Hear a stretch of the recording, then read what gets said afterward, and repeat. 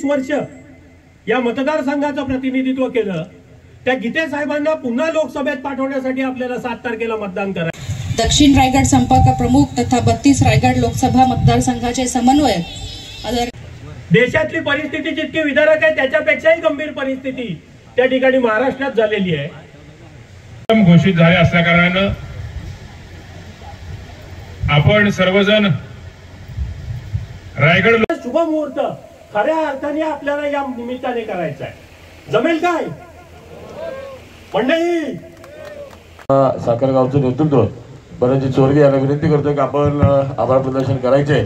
सर्व बाळासाहेबांनी वाढवला, तो या गद्दारांनी फोडला, तेवढ्यावर त्यांचं भागत नव्हतं।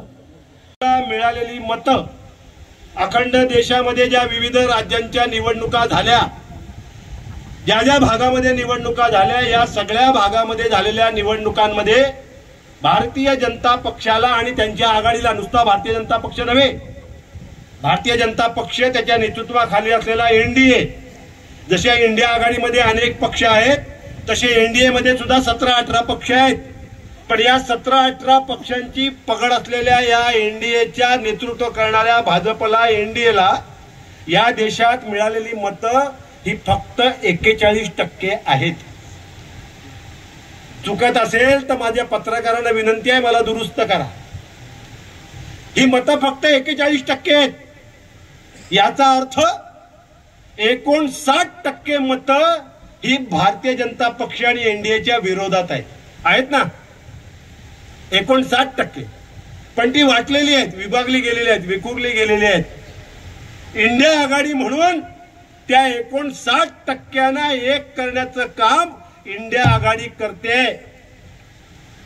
आणि मला पूर्ण विश्वास आहे की महाराष्ट्रामध्ये हा 59% ही इंडिया आघाडी एकरूप झाल्याशिवाय राहणार नाही। आणि ज्या दिवशी 59% मतं एकत्र येतील, भाजप आणि एनडीए ही नेस्तनाबूत झाल्याशिवाय राहणार नाही, महाराष्ट्रातून नेस्तनाबूत होईल। उपस्थित